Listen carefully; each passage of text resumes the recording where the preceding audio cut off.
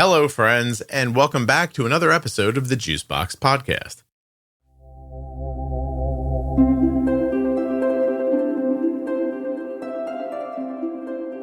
I'm speaking with Terry today. He's had type 1 diabetes for 50 years, and he's seen a lot about diabetes management come and go. He was diagnosed at 26 years old. He's 76 today, and his father also had type 1 diabetes. Please don't forget that nothing you hear on the Juicebox Podcast should be considered advice, medical or otherwise. Always consult a physician before making any changes to your healthcare plan or becoming bold with insulin.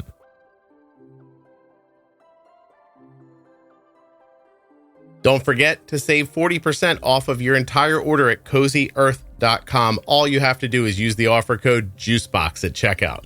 That's JUICEBOX at checkout to save 40% at CozyEarth.com. If you're looking for community around type 1 diabetes, check out the Juicebox Podcast private Facebook group, Juicebox Podcast, type 1 diabetes. But everybody is welcome. Type 1, type 2, gestational, loved ones, it doesn't matter to me. If you're impacted by diabetes and you're looking for support, comfort, or community, check out Juicebox Podcast, type 1 diabetes on Facebook.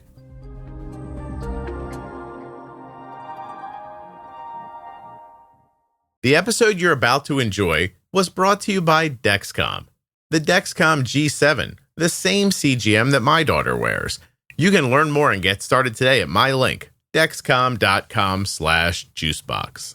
This episode of the Juicebox Podcast is sponsored by Touched by Type 1.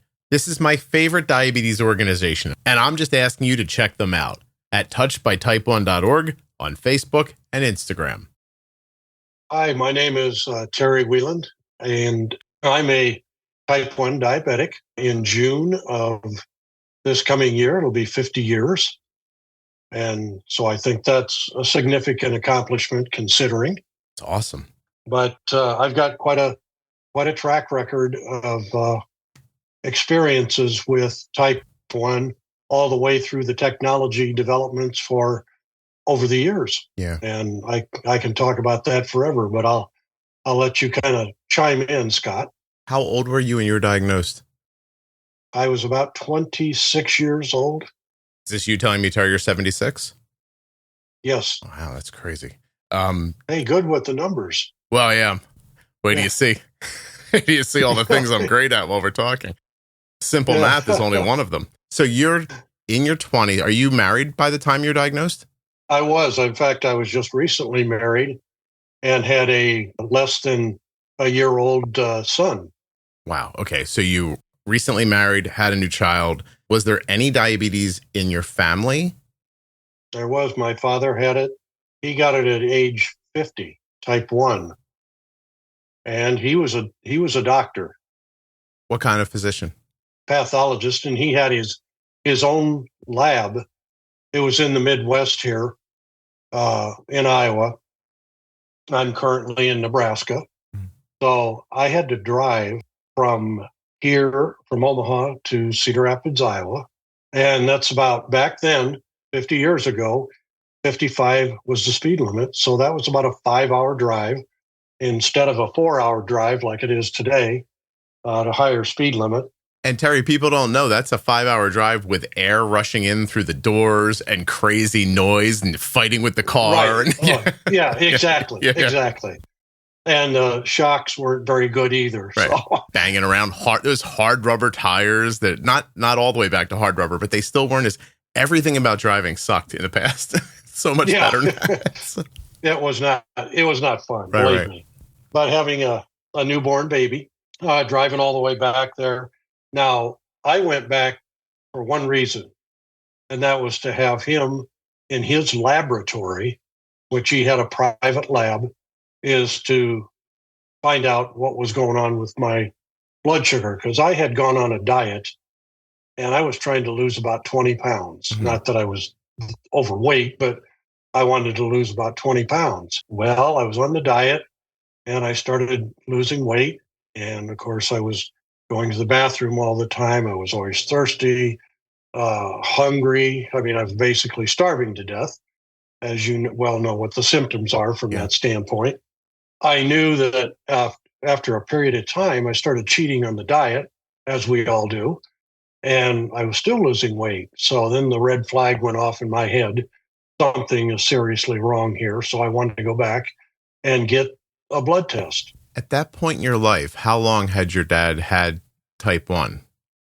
He'd had it for about 5, 6 years, something like that. You were maybe at college or gone already before he was diagnosed? Yes, Okay. I was in college when he was diagnosed. Okay. Exactly. All right. And so anyway, we drove back and he had me do a glucose tolerance test back then. Why they would do that with a suspected type 1 diabetic, I don't know, because you drink a real sugary drink in order to test that. But anyway, I came back with a blood sugar close to 800.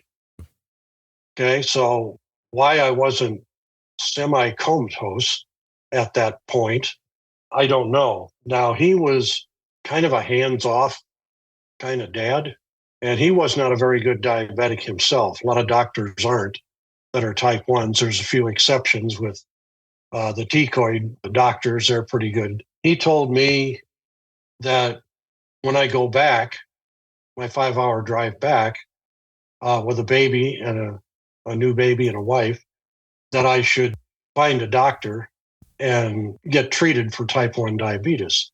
Instead of giving me a shot of insulin, which he could have done very easily, he didn't. I don't know why. To this day, I can't answer that. He's long since passed. I was driving back in a semi-comatose state, as I recall.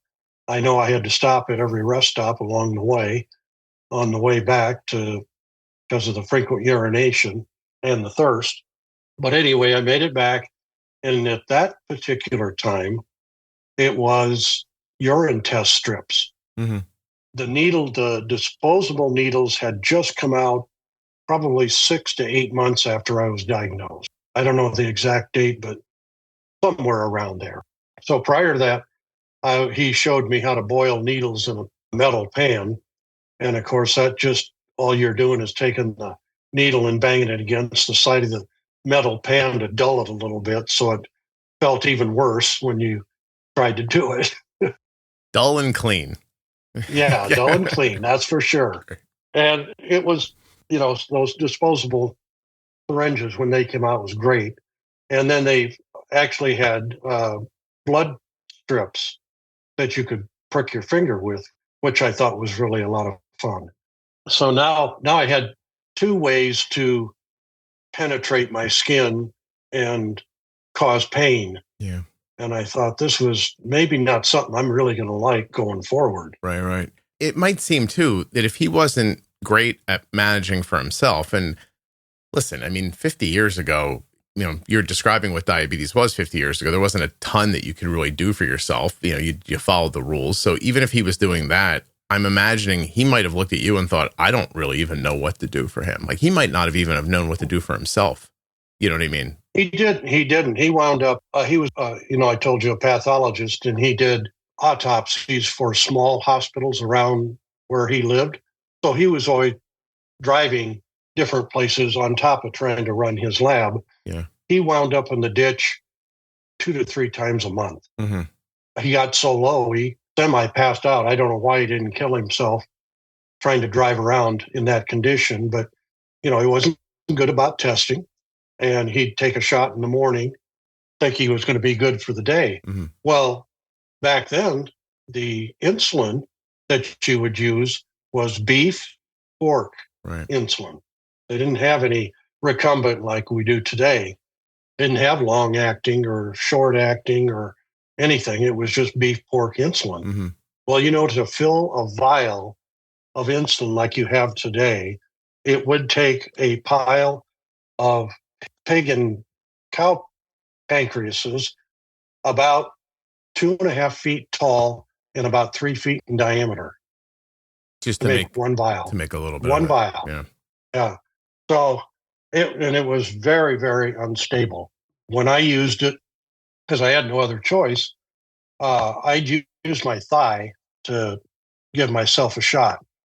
And if you'd look at me, it looked like I went to a golf range and got hit with 100 golf balls, because it would leave an indentation that looked about the size, it would atrophy, about the size of a golf ball.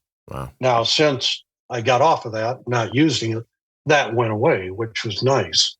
It was not a very stable insulin. It kept you alive. Basically, that was about it. Yeah. And of course, the blood test strips back then were about as reliable as the urine strips were. You didn't get a real good sense early on with some of those like we do today. Mm-hmm. They weren't as sensitive to the chemical makeup of the strip to read it correctly. What were your goals? Like, what were you trying to accomplish day to day? And what were you trying to see that you were doing at doctor's visits? Do you know what I mean? Like, what were your hopes for your outcomes? Dexcom G7 offers an easier way to manage diabetes without finger sticks.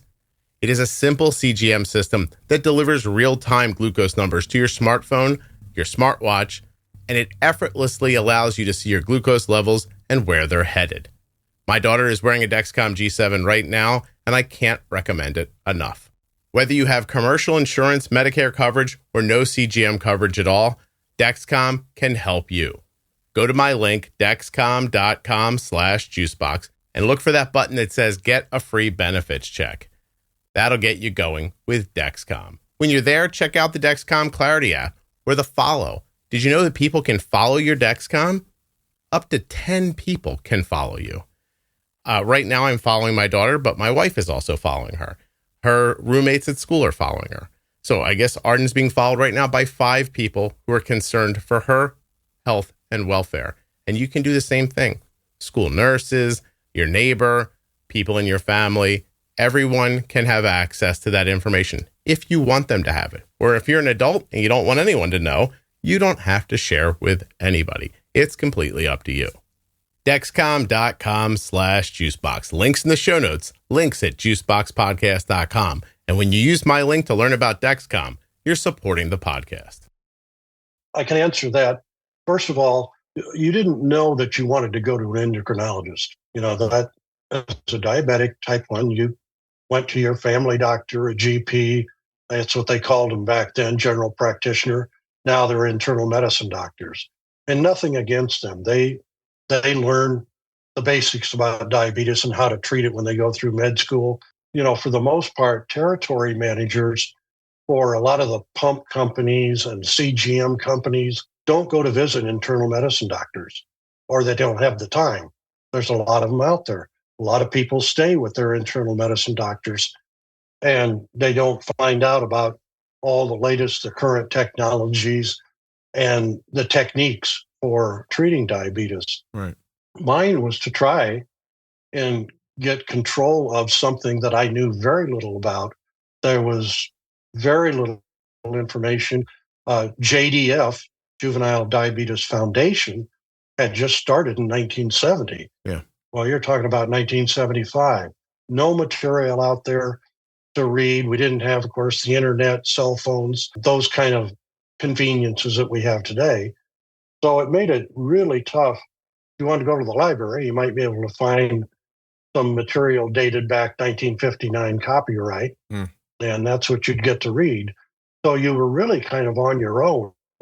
And to even, I think the only goal I had was to try to stay alive. Yeah. And, you know, it was so much different now than what you and I are used to today. Right. In present time, people are starting to talk about, they've been talking about time and range for a few years now, but now I'm hearing them want to talk about time and tight range, meaning I think 70 to 140 is what their goal is. That we've been doing that with my daughter forever, but like now it's going to start getting spoken about that way, which is exciting because it kind of forces everything to aim for that target technology, you know, and everything else. So, I mean, you started beef and pork and, you know, with all the downfalls that it had, except for the one where it kept you alive. But then the next move is to what? Is it NPH and regular next? NPH and regular. Okay. Yeah, those were the two big inventions. Do you have a feeling for how long you were on beef and pork before you got to that? The beef and pork was probably 3 to 5 years, something like that. So you're still in your 20s and you move over to these other insulins. Do you remember what the shift felt like management wise? What did you have to do differently? What did it bring to you? Well, you wound up having more lows because the insulin would act predictably faster Mm-hmm. than the beef pork. That was one of the big problems. I bet I spent at least 3 to 4 times a month in the emergency room because of a hyper glucose unawareness event. You test your blood maybe once or twice a day at the most. Mm-hmm. Well, that's a point in time. And 30 minutes later, you might test your blood, you're 120, and 30 minutes later, because you're taking a test or you're, speaking in front of a big public audience or something like that, and you get ramped up, all of a sudden you're 260 or 270 or 300. You didn't test your blood sugar and understand your blood sugar and what it was doing and what a piece of bread, white bread, would do. Mm-hmm. Back then, they used to say, if you had a low, take a piece of white Wonder Bread and eat it. That would bring your blood sugar up. And it would. Yeah. Not as quickly as we'd like to have it, but. It makes such a good point. And I had an experience with my daughter the other day. She's away at college. She just lost her CGM signal for, I don't know, an hour, right? But she's on an algorithm, right? So the algorithm's talking to the CGM and, et cetera. So in that hour, it happens to fall. It's just crazy how it went. She went out to lunch and had pasta, and her blood sugar was doing great for, an hour. And then suddenly she just loses her CGM. And so the algorithm doesn't have access to it for 90 minutes till it comes back. And in that 90 minutes, her blood sugar went from like 95 to 320 because the algorithm wasn't like, oh, I should push, I should give more. And that was probably happening to you constantly. All the time. Yeah. All the time. Right. And, as a result, then I wound up with, to make a long story short, literally a few thousand laser treatments in both eyes because I was bleeding so bad from, extreme highs, extreme lows, very unregulated blood sugars. In fact, I even wound up later on having to have a vectrectomy where they have 5 needles they put in your eye, drain all the fluid out of your eye to get all of the floaters out of there so that you can see and you don't go blind. Well, I had a good retinologist who literally saved my sight. And it was, it was a tussle. But you'd go in for these, into the emergency room, and you'd be in there all day long. Yeah. To try to regulate, either get your blood sugar up or get it down. I had an episode when I was helping to paint somebody's house, and it was chilly out, and I got home a little later in the evening in the summer, and I had to lay down on the bed. I just felt terrible. And pretty soon I started convulsing, and my son, who was at the time he was probably 12, came in and laid on top of me to keep me from convulsing badly. We called the rescue squad. By the time they got there, my wife I was remarried at that time, got divorced and remarried. And my current wife, who helped me immensely, knew a little bit about diabetes or was making herself familiar with it. So she knew what to do as far as trying to get a juice in me, but blood sugar wasn't coming up. It wasn't coming up. This was reasons why, we had to go into the hospital so frequently to get it going. But I mean, had episodes like that, which were very unsettling. So you have a lot of hindsight. So let me ask you this question, because how do you manage today? What do you use? I use the Medtronic 780G and the G4 sensor. Okay. And what kind of insulin? I'm not supposed to tell you this, but I use Fiasp. Oh, yeah. And I love Fiasp.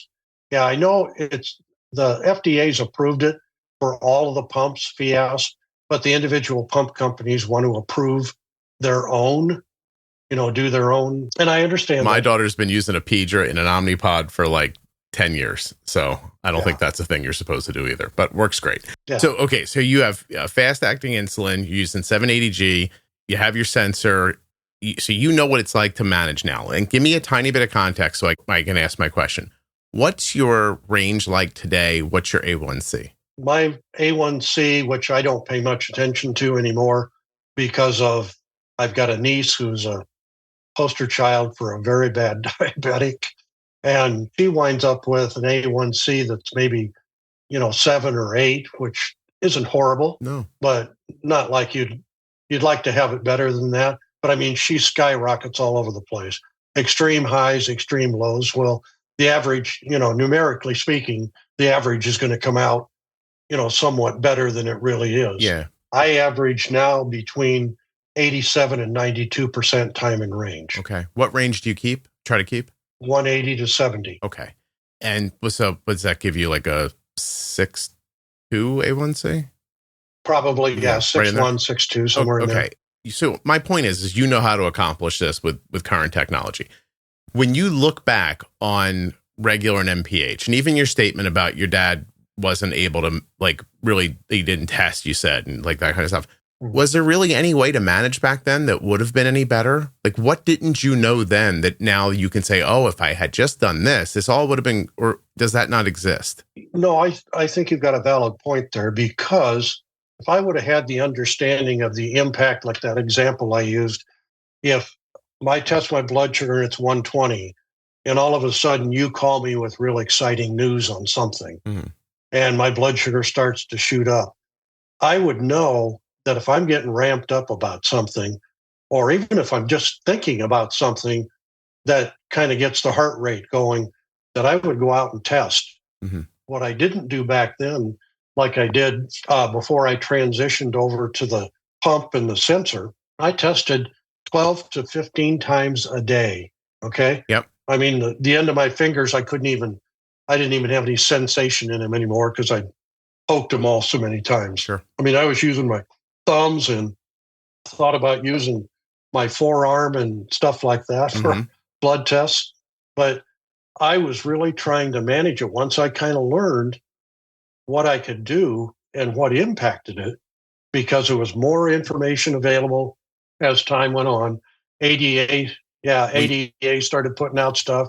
JDRF started putting out information. Right. And pretty soon it was in layman's terms.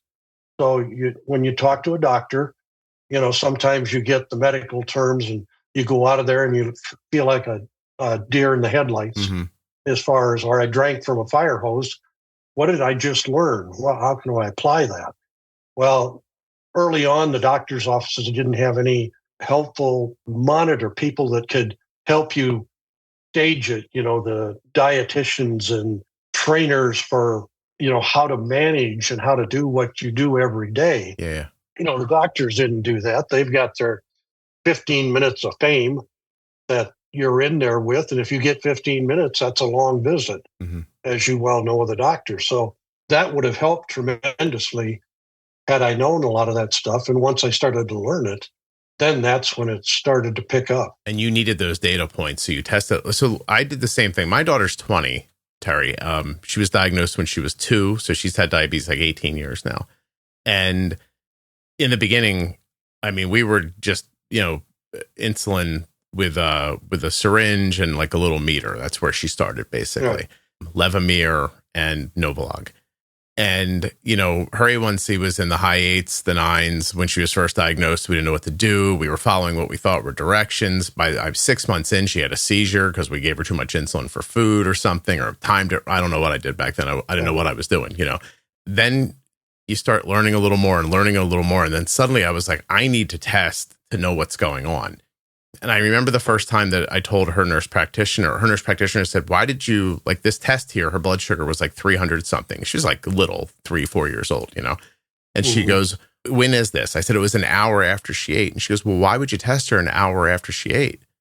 She's going to be high. And I went, I don't know that. I'm like, I'm trying to figure out what happened so I can stop it. Like, I think I could stop it, And I remember even then, and this is only like 14 years ago, in a metropolitan area at a good hospital, the whole thing, where she's like, don't test then, just wait till later. It'll go back down. It's like, great, thanks. But I would test her a ton so that I could get these. I almost was making a CGM graph, you know what I mean? With the little data points, trying to figure it out. But you were doing that a long time ago before that. I was trying to. I didn't realize what I was trying to do, but I was trying to figure something out because obviously everything I was doing wasn't working. Yeah. Okay. So regular and MPH, you're still injecting that. I guess the next step is you get a pump along the way somewhere, right? I got that about 28 years ago from the doctor I had was an endocrinologist, and she said, you are going on an insulin pump and a sensor. Mm-hmm. And I said, okay. I helped start the chapter of JDRF here in Omaha and started the gala and the chapter here and in Lincoln, Nebraska. Mm-hmm. And we had a guy who was as fit as any track star you'd ever know, but he was a type 1. And he said, I don't want that ball and chain hanging on me. Now that stuck with me for a while. Okay. So I kind of resisted the ball and chain concept in my mind, Mm-hmm. even though it never turned out to be that way once I got it. But my doctor said, if you want to continue to live, you got to have this. And so my very first experience with a sensor was I started with Medtronic, and I've been with them the whole time, was a sensor that inserted at a 45-degree angle. Mm-hmm. Okay. After I met with the doctor, we had the sensor, and I was with a trained, schooled pharmacist, especially in diabetes care. Very nice gal. Didn't know a damn thing about the sensors. Okay. Mm. We were going to put it on my abdominal area. And I said, okay, great. Loaded. We shot the inserter, put the sensor in, and got everything taped up. And I went home. God, this thing is uncomfortable. I thought it was supposed to be, wasn't uncomfortable. You wouldn't feel it other than if you touched it on your skin. It hurt to even touch the thing. Mm. And I thought, what's wrong? As a last resort, like we do with everything that we try to put together or learn about, we read the instructions. Okay. So I pulled the manual out and I started looking at it, and it said, you have to take the needle out. Oh, she left it in. She left the needle in. I guess it did hurt then. Yeah. Oh my goodness. It's a good thing I caught that. So anyway, I still see her periodically at diabetic events around town here. And I always joke, she says, how's your stomach feel I would just grab my side when I saw her. You know, oh, it's you. I have a bad feeling. Yeah. Are you, but you're using the Guardian 4 now. Are you looking forward to the newer CGMs that are coming from Medtronic in the future? Simplera Sync. Yeah. Yeah, that's out in Europe. Mm-hmm. Has been for a year.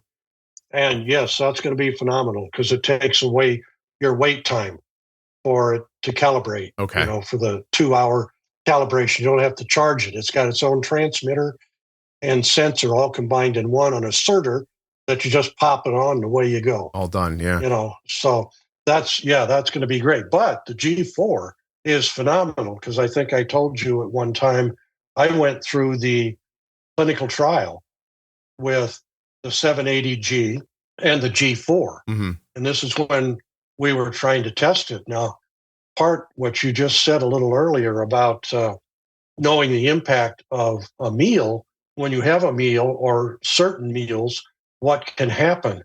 And with this testing that I did in the clinical trial, and we had it at several different set points, 100, 110, 120. But anyway, I tried it at the 100, and I had to eat a meal. And it was a hamburger, French fries, ketchup, a beverage, non-sugar beverage. I just had an iced tea, a salad, and then a dessert. And it came up to about 75 to 80 carbs Mm-hmm. for that meal. And they did not want me to bolus or anything other than if I hit 300, then I would start bolusing. How the pump would react, how it would do what it did. Sure. At all 3 set points, having the very same meal, and I had to do it a couple of different times. I never got over 254. Without even bolusing. Without even bolusing. Yeah. No, it's pretty crazy. I will tell you right now, with that system, and I tout it because I played with it and experimented with it, that there are a lot of meals, I mean a lot of them, that I eat. Of course, I eat a little less than I used to just because of my age. I'm not that hungry. Yeah. You know, I don't eat 3 hamburgers, I eat 1, you know, kind of thing. And there's a lot of meals I don't bolus on purpose. I look about an hour or two later, and it may have bumped up maybe to 200. It's interesting to hear your long-term perspective, because I mean, I've seen my daughter do the same thing. Like, she'll miss a bolus or something like that, and she'll climb 200 and come back down again. And I know for a lot of people, they're like, oh, I don't want to be that high. And I absolutely support you not being. It was so just like interesting just how casual you were like, oh, it went up to like 250 and it came back down. That's amazing, isn't it? And I thought, like, you're amazed by that because you have context from 50 years, Yes. where that situation before could have made your blood sugar 700 and put you in the hospital. Yeah. Exactly. It's really something. To me, this is the fourth iteration of the artificial pancreas project. Actually, JDRF, I know that's Breakthrough T1D is their new name, but JDRF back then started this 18 years ago. Sure. And they got all the pump companies and CGM companies together, sat them down at a table with the FDA, which I don't call the Food and Drug Administration. I call them the Federal Delay Agency. Takes a while sometimes, doesn't it? Yeah. Anyway, they sat down and they said, what does an artificial pancreas look like? And they gave them the minimum requirements from the FDA's perspective, and everybody went off, and all this competition has us right now. This is the fourth iteration of the artificial pancreas. And I think the next iteration that Medtronic coming out with, now I don't know about Tandem and Omnipod and those guys, they're all going to have their own version. We're in an age where we've got an artificial pancreas just about complete. Now, it's not a biological cure, but it's theoretically a technological cure. Yeah. And for a person who had thousands of injections in their eyes, I would imagine that seems like pretty awesome to you. What else happened to you in that span of time besides your eyes? Well, I had gastroparesis, and gastroparesis is where it affects the main vagus nerve that runs down the center of the body. It controls respiration, somewhat of the heart rate, motility, digestion. And when you get that, you have explosive vomiting and diarrhea at the same time. You get hospitalized. I was in there for 3 days before they could get that under control. And that's because of the highs and the lows just going completely berserk. And you were in the bathroom, you didn't know whether to stand up or sit down. I mean, it was, and sometimes you had a bucket here and you were sitting there because it got that bad. And of course, when you think of respirations are controlled by that vagus nerve, and all of a sudden you're doing enough damage to it that you don't have the motility of things moving through, that's kind of scary. And then it impacted, of course, my sight. Obviously, I've got problems with my sight right now because of the first 20 years. But after I got on the CGM and the pump for almost 30 years, I had no treatment for any diabetic-related condition, period. Yeah. So you think now what's happening to you now is more a function of age and prior damage, but exactly. Once you found that listen, I've had a lot of people on talk about stuff like that. There's a guy that came on one time, lovely guy named Mike. He's in I know he might be in an episode called Complications Are Complicated or something like that. But he grew up through a time like you're just, describing.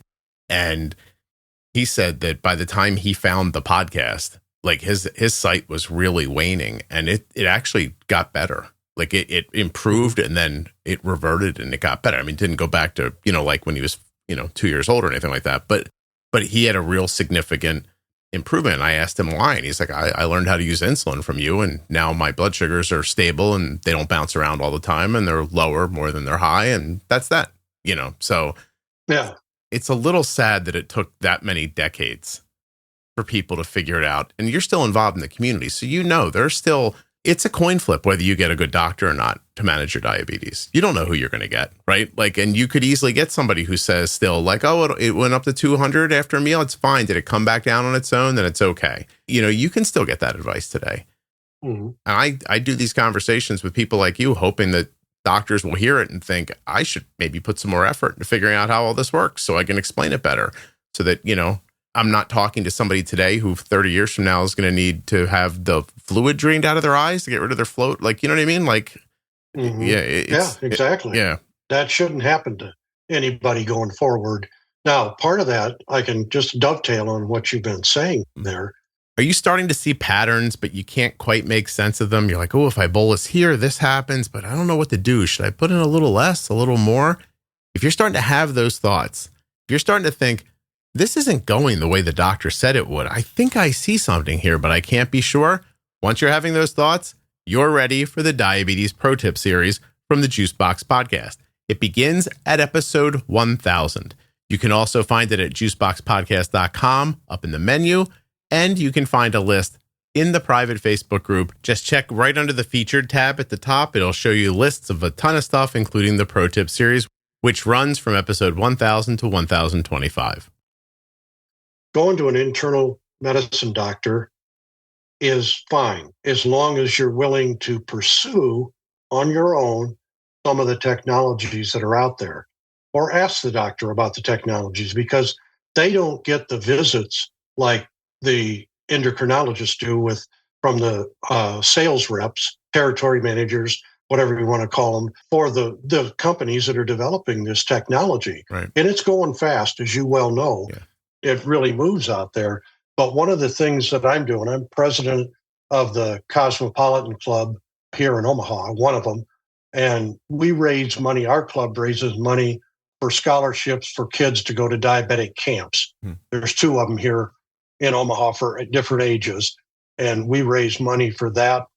But I'm getting this club involved in creating a brochure that says, why do I need a CGM? And what the hell is it? And those, we're going to go to every internal medicine doctor in the metropolitan area and make sure they've got those on their desk. Make sure that they pass those out to their, and I'm going to list the companies that make them and say, if you're a type 1 or you're a type 2 and you're using insulin, then you better have a CGM on.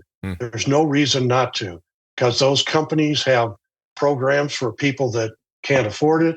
Medicare and Medicaid cover them right now if they're on Medicaid or Medicare like I am now, because I was one of several advocates that we did advocacy work in Congress for 5 years to try to get Medicare and Medicaid to cover CGMs. And I mean, I could tell you all kinds of statistics and war stories on that, but we'll leave that for a different day, maybe. I keep thinking that you're still involved in all this, probably because of the impact that just ADA and JDRF putting any information out meant to you when you were younger. Like there was finally something to try to figure out, and you're just trying to continue to do the same thing for people. Is that right?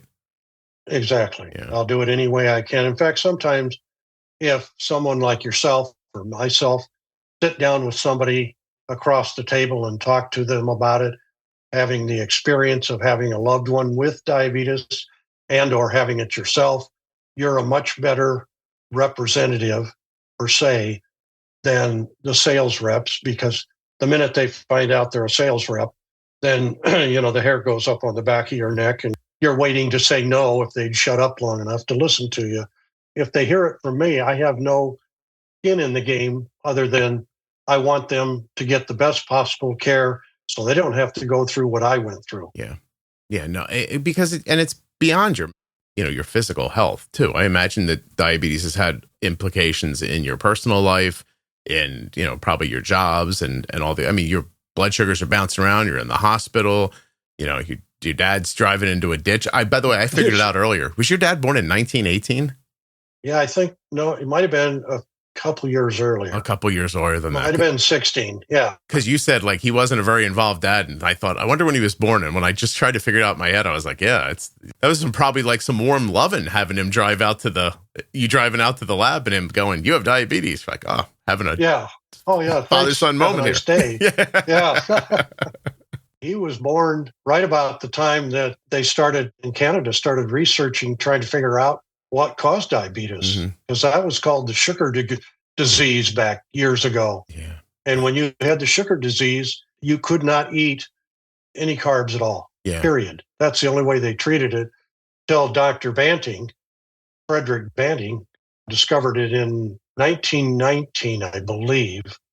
And then in 1921, 22, he had perfected it enough to do the beef pork insulin. That's when Eli Lilly came in and started backing him up, funding him so he could get insulin on the market. It's a pretty great moment for everybody. That's for sure. My daughter's said to me before, she's like, if I was born at a certain time, I just would have died when I was 2. I was like, and that's a hard thing to know your whole life, that something like that could be. How many children did you end up having, and did any of them get diabetes? No, I had 2 boys, and neither one of them, thank God, or none of my 5 grandchildren have it. So I'm keeping my fingers crossed that none of them get to the age of 26 and all of a sudden discover that, of course, if you're going to get diabetes, Scott, this is the best time to get it right now with the technology that's available. If you put a CGM on and even do a borderline trying to control it or manage it, you won't have any of the complications that I had to go through. Yeah, I was going to say you'd be a million miles ahead of where you are at that age. Yeah. You brought it up earlier, like, where does this go from here? Like you said, Medtronic's got another sensor coming in America. All these other companies they're in this battle, which I agree with you. I heard you say it earlier. I like that they're competitive because I think it keeps them moving. I do wonder if there's going to be another sit down at some point where maybe the next thing that an outside entity says to manufacturers is like, okay, we figured this out. Like, now how do we get this better? Like, right, how do we make this algorithm more, aggressive when it needs to be, not when it doesn't need to be? Like, keep innovating this thing because you don't know where this could be, When I was in on the clinical trial, they asked me to sit in for the Diabetes Technology Society. I'd never heard of it before. And these are scientists and technoids from all over the world that sit on this. Well, I was on the call for 13 hours and they did it for 4 days and they talked about it. And some of the technoids had talked about the stuff that they've got coming out or that they've perfected, and they're going through clinical trials now. One of them that I was really excited about, it's just going to be an app that's going to be on the phone. I don't know if this is going to be Medtronic or Omnipod or Tandem, whoever's going to get it, because these technoids, University of Virginia is in Charlottesville. Had the guy that's in charge there of that department is really an innovator in this area. And what it is, it's an app that you go out to eat. Let's say at Burger King. I'm just going to use an example. Go out to eat and you have a burger and fries and a drink and I don't know, some kind of dessert or something like that in front of you. You look at it. How do you know how many carbs are? They can tell you the calories, but they can't tell you the carbs.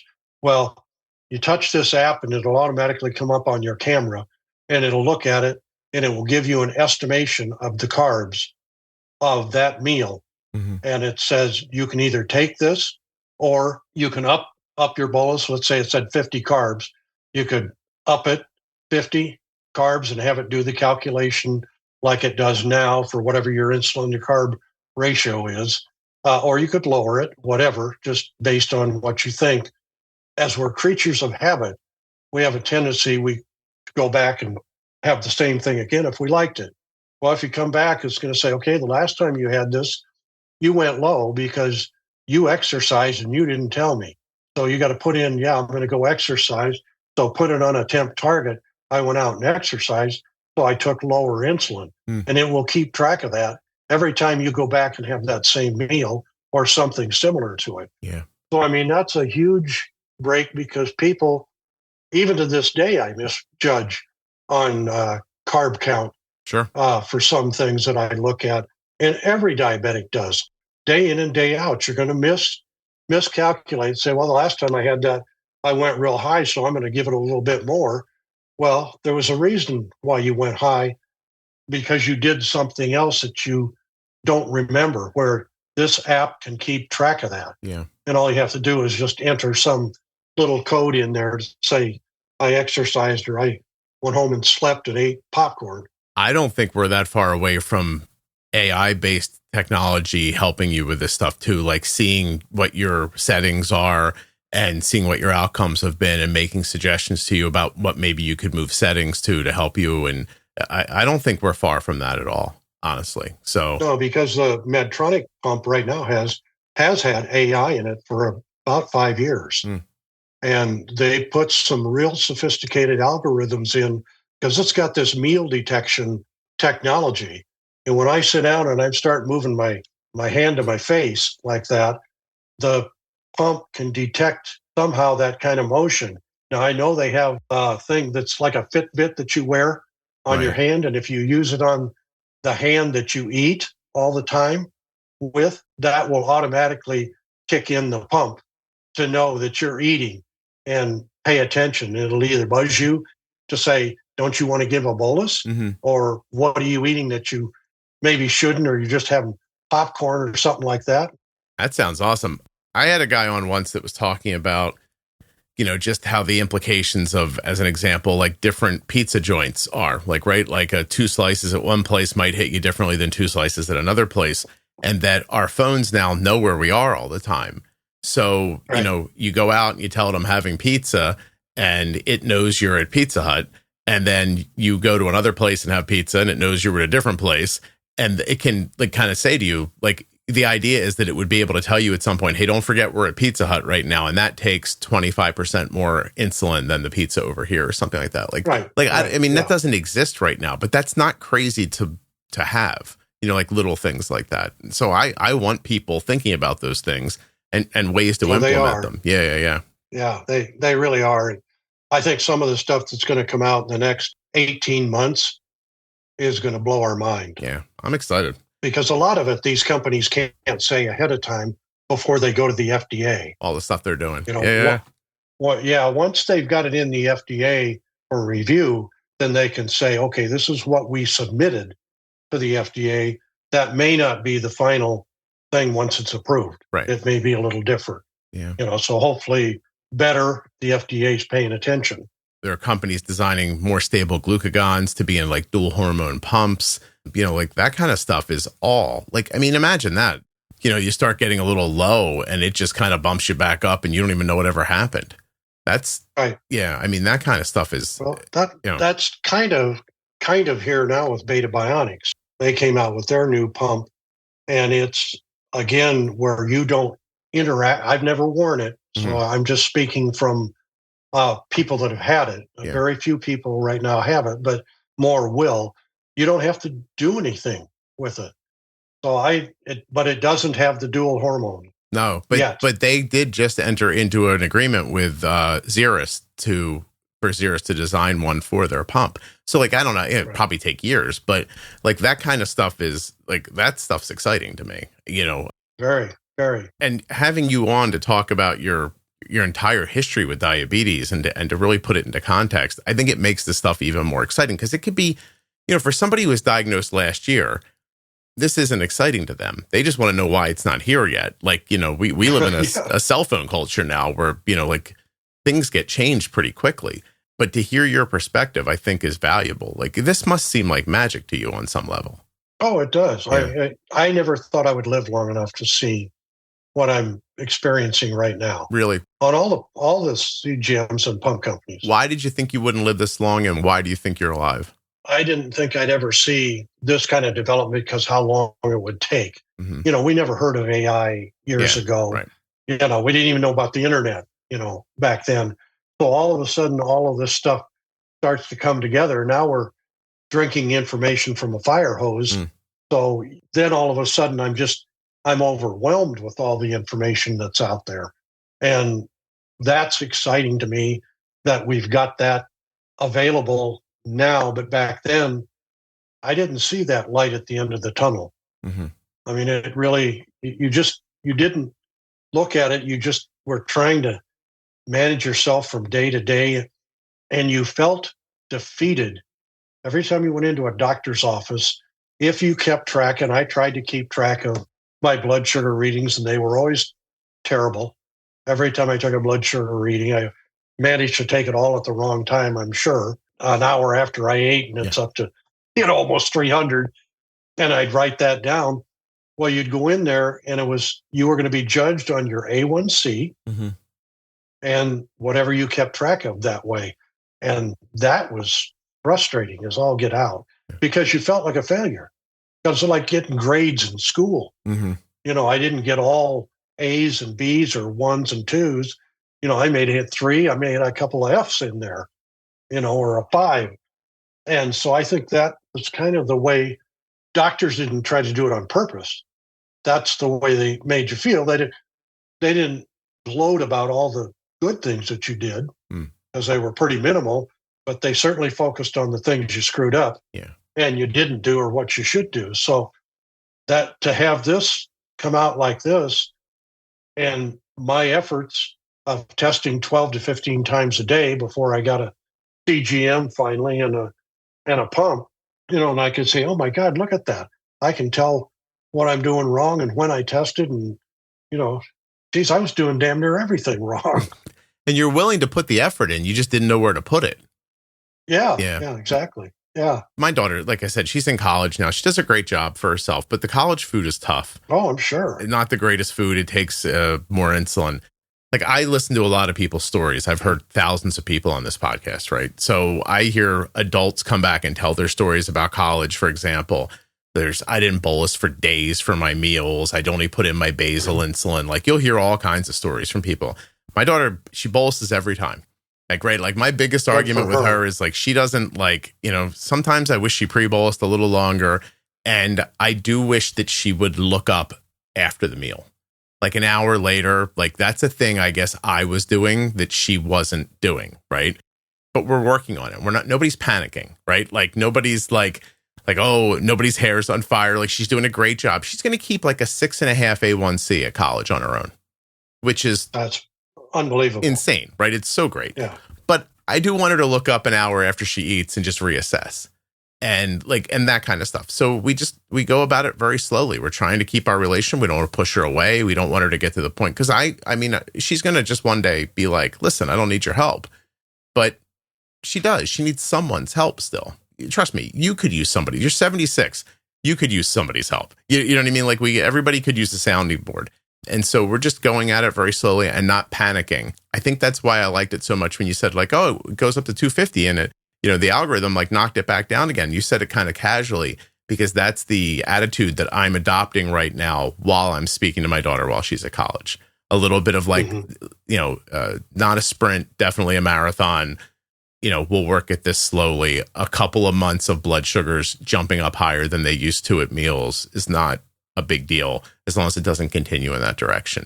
That's how we're thinking about it. And the technology that we have, having it on the phone, having the ability to look at your blood sugar readings on a watch. I like it because if I'm driving, I can just tap my watch and I can see what my blood sugar is in case it, starts to drop. I mean, it'll warns me on my watch, on my phone, on my pump. Right. So I have no excuse for not doing it. I always carry 20 or 12 ounce Gatorade with me. I always have them in the car. I always have them whenever I go anywhere. You drink one of those and it'll take you out of a low without raising you up too high above probably 130. Found something that worked for you. And you make sure. Yeah, so tell me why. I mean, I think I know why, but I want to hear it in your words. Like you're very much on top of your diabetes, right? Mm-hmm. And you have been for quite some time. Because there are plenty of people who have all that information and they just ignore it, right? So why do you know it's so important, so much so that it's at the top of your mind all the time? Like what from your experience keeps you in that mindset? Because you don't seem burned out. You don't seem upset by it, No, the fact that I've got the opportunity to manage it effectively. But when you have gastroparesis, you have your eyes affected like mine were, even the ability to swallow has been affected by some of the crap that, I did, the damage earlier. So you have enough experience in that area.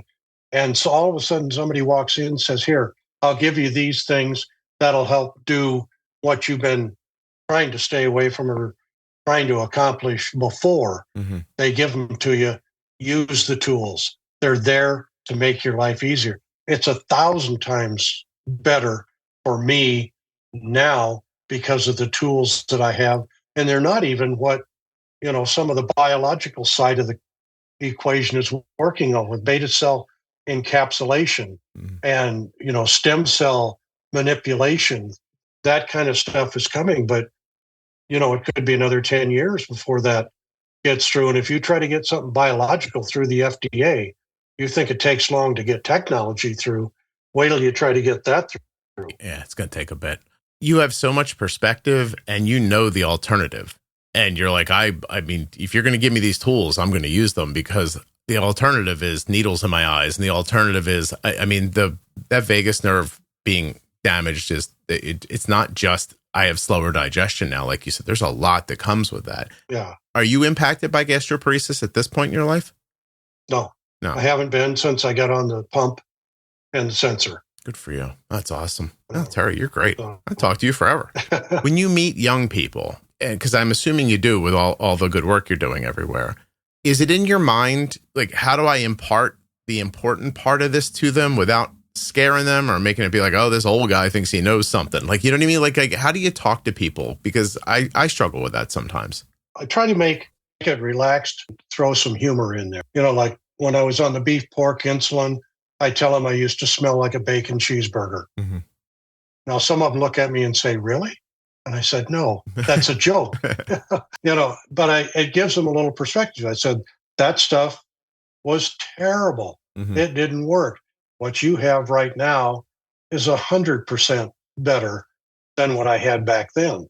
Now, it's not, I walked up to a school through 10 feet of snow, barefoot both ways. It's not one of those kind of things. I had all these complications, and I just try to go through them quickly. You don't want to go blind. You don't want to have a limb amputated, have digestive problems, and have to wear different bags, and your kidneys fail, and you have to go to kidney dialysis. You have the opportunity to eliminate all of that. Mm-hmm. So you give them the perspective without trying to scare them about it. Like Right. It's honest, but it's not like you're trying to jump out from behind a door. One of the nice things about diabetes, you can be looking at your phone all day long if you want. Finally have an excuse to hold that cell phone. And nobody can come up to you and say, put that cell phone down. You can say, I'm checking my blood sugars. That's probably a good way to get kids interested. Because most people don't know that. Do you have a cardiologist? I'm wondering how you're how do you manage? Are you trying to preempt any kinds of, because you have like high blood sugars all those years, like you probably feel pretty lucky not to have any heart issues, but do you manage it? Are you keeping ahead of it? The doctor that I got after I got rid of my internal medicine doctor, and that was for various reasons way back then, I started with this endocrinologist. She's a doctor. She's from Serbia, and she's absolutely phenomenal. I just love her. And she's now kind of developed into research. And so she doesn't take new patients on, but she kept me on because I've been with her all these years. Mm-hmm. This was almost 30 years ago. She put me on a low-dose blood pressure medication and a low-dose cholesterol. She said, you don't have either one of those now. But she said in 20 years, because you're type 1 diabetic, you're going to be affected by that. So heart-wise and cholesterol-wise, because of her and what she did, I have been without any real problems to that effect. Now, what I did is I moved myself. You have to, in today's medicine, you got to have an internal medicine doctor as a primary care. Well, I went over to a geriatric doctor, and she is, takes care of people that are aging things that are going on. Between her and my endocrinologist, that's basically my sphere, other than the fact I had both of my knees replaced due to osteoarthritis. Mm-hmm. Other than that, those two ladies are the ones that are taking care of me. And I've had stress tests, I've had heart monitoring, blood pressure. Sometimes it gets a little bit high, probably because I get a little too intense with all my work on diabetes, going around to people and get excited about it. Other than that, no, I haven't. Oh, that's great. Haven't had any other residuals. We don't talk about this enough. And if I talk to somebody your age and I don't ask, I'll get an email about it. So you're having any trouble dexterity wise? Is that a thing you worry about for the future with pumps and inserting things? No, for the most part. I got a little arthritis in my left hand, and my middle finger, for some reason, it's just hit that. That's been it. But otherwise, I can manipulate and put on infusion sets and sensor. Now, I do have my wife help me put on a sensor because I like to put it on the back of my arm. Mm-hmm. And it's easier for her to put it back there than it is for me. But I could put it in my abdominal area, or, a lot of times people are putting it on their thighs. Right. So, yeah, I don't have that problem. I do try to, I exercise every day. I walk about 3 miles every day. And I try to do resistant exercises because of my eyes and the blood vessels. I can't do, heavy weight training or anything like that, but I can do resistant bands, stuff like that, trying to, keep myself in shape and do balance exercises, because the older you get, for some reason, that seems to go one way or the other. So I try to keep that, functional. You don't want to fight through all this, then fall. Oh, yeah. I feel like no. In that time it takes you to hit the ground, you're going to be like, are you kidding me? Is this how it's going to happen? Yeah, exactly. I fought diabetes for five decades, and a dog toy is going to take me out, huh? All right. Yeah, exactly. All right. No, I'm not going to go that way, Scott. Nah, not today, Satan. Terry, I can't thank you enough for doing this with me. I really did enjoy it, and I appreciated you come on and having this conversation with me. Thank you very much. Hey, I did too. I hope that it's helped, and it will help other diabetics, because that's my main goal.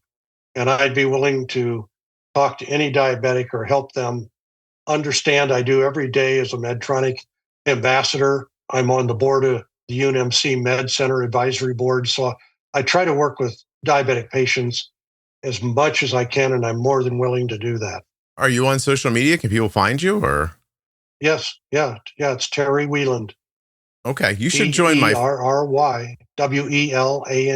Terry, you should join my private Facebook group. There's 53,000 active members in there. They could use your perspective sometimes. I will do that. It's pretty awesome, actually. I'll send you a request and you can honor it and let me in. I'll send you that'd be wonderful. Well, thanks again for doing this. I hope you have a great weekend. Thank you. You also, Scott. Thank you. Mm-hmm.